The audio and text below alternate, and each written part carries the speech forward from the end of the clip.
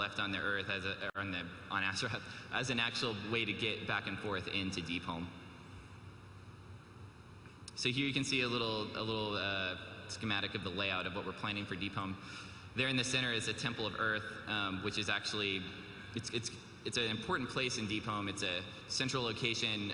It's now overrun by Twilight's Hammer, and that's basically where Deathwing was kind of nursed back to bring him back to the state of what he needed to be to break back into Azeroth and cause the cataclysm. I guess just to throw out a detail, like Corey's saying, the Twilight's Hammer now serves Deathwing, and we've really revamped that world group to be very, very scary. They're pretty badass. So. And you're going to see Twilight's Hammer all over. They've definitely spread out all around since the Cataclysm has hit, based on them working for Deathwing. And they'll have more than just a couple of lean-tos to hang out in. Yeah. So Deepholm is a subterranean-looking environment, so it's almost going to feel like an enclosed cave, but it's huge. As far as scale goes, it's probably the biggest zone that we're building for Cataclysm, especially since it's going to be the hub of all 5 of the new zones. We're going to allow flying in there, even though it's going to feel like an interior. You're going to be able to fly with your flying mount. As we mentioned, this is basically, after Deathwing kind of went crazy, ended up here, and this is where you're going to get to play through and figure out the story of kind of how he's gotten back to where he is now. The Temple of Earth in the center is also going to play a huge part in that role. And like we mentioned, this is the central hub.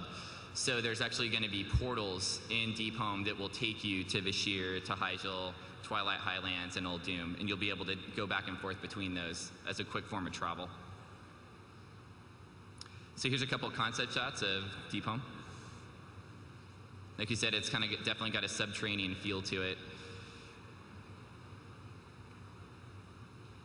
Looks like the Trogs made it back.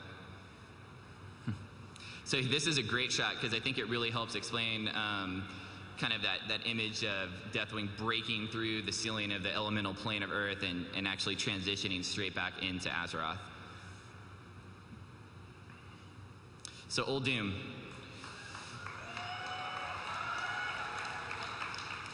Old Doom is a zone I think that everyone's talked about for a long time, and we've always really wanted to get to Old Doom, and so it feels great to be able to do it not only as a zone, but we're also going to be doing 2 dungeons for Old Doom as well that you'll be able to get to from inside. And we always wondered kind of what was there to the west of Tanaris. Now we finally figured out there's no coastline, but Old Doom's there. So here's a picture of the layout for Old Doom. So kind of if you want to get kind of a quick overview of what it would feel like, you can imagine Egypt was a little bit of our basis. It's a desert-like zone. There's a huge river that flows down the center of it to the south, ending in a delta. Those aren't necessarily pyramids. They're temples that were created by the Titans, and they've been here for a long time, and no one was ever able to get into Old Doom because it's been hidden. There's basically a Titan machine that's put up a projection so no one could actually see Old Doom or gain access to it. But with the advent of the Cataclysm, it actually destroyed one of the Titan machines and has ended up revealing Old Doom to everyone. So you know Bran Bromsbeard is going to be the first one here, for sure.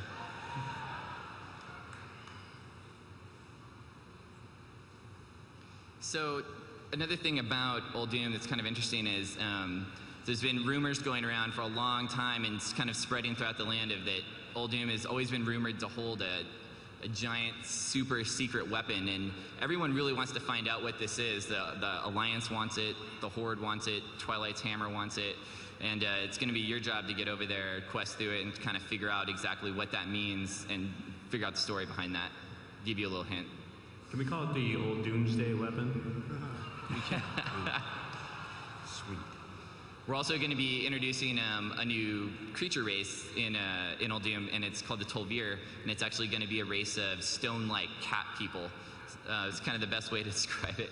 You're going to see them throughout the zone. This is their homeland, and so you're going to interact with them here. Similar to what things you've seen that we've done before in other zones where we've introduced a new race and they kind of have a home zone. This will be that place here for the Tol'vir.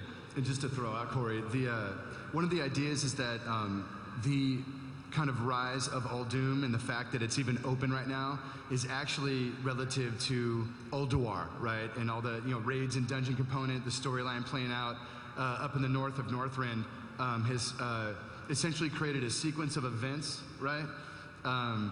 That will result in some even crazier stuff far down the line for Azeroth, but Old Doom and its fabled super weapon are all kind of part of this larger Titan storyline that Alex has been developing with fervor. So here's a couple concept pieces for Old Doom as well. So you can really see it's got that, we really wanted to get that vibe and desert culture, a desert place, but it's also got life in it also. It's not going to look the same all around.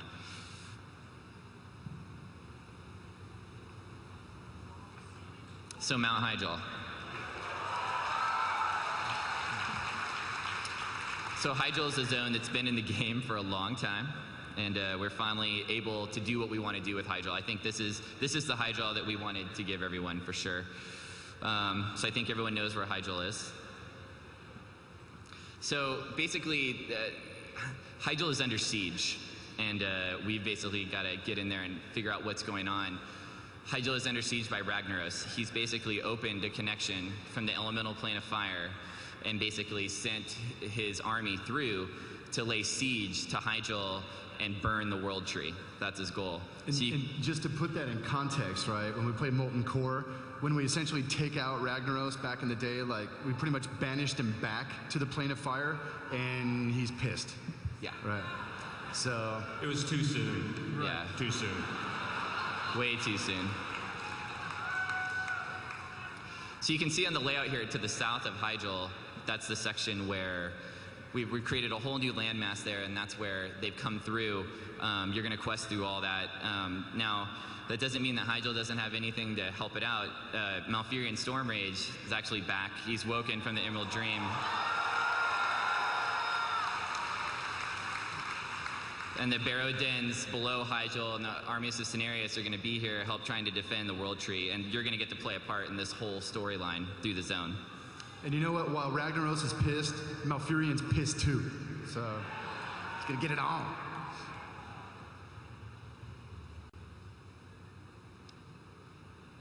Oh, well, there you go. So one last thing to comment on here in Hyjal is Dark Whisper Gorge. We're actually going to make a part of Hyjal as a zone.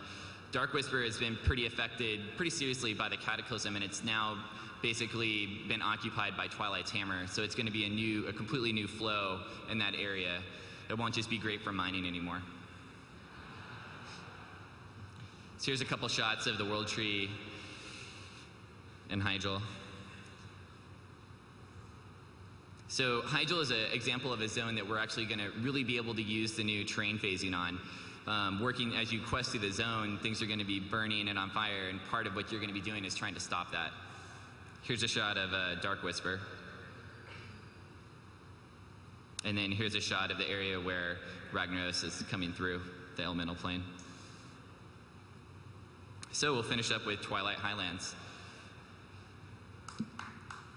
Twilight Highlands is going to be just east of Wetlands, and I think you guys know what exists there now. It's the city of Grim Batal. That's what's there now. Grim Batal, though, actually has been sheared in half. So when Deathwing came out from Deepholm, he basically went on a path of destruction across Azeroth, and you're actually going to see that the scar that he's left across the terrain as he made his way back to Grim Batal. And when he actually lands and ends up here, and when he came down, he's actually just so powerful. He's burning molten hot. He just cuts a line, a hole, a crack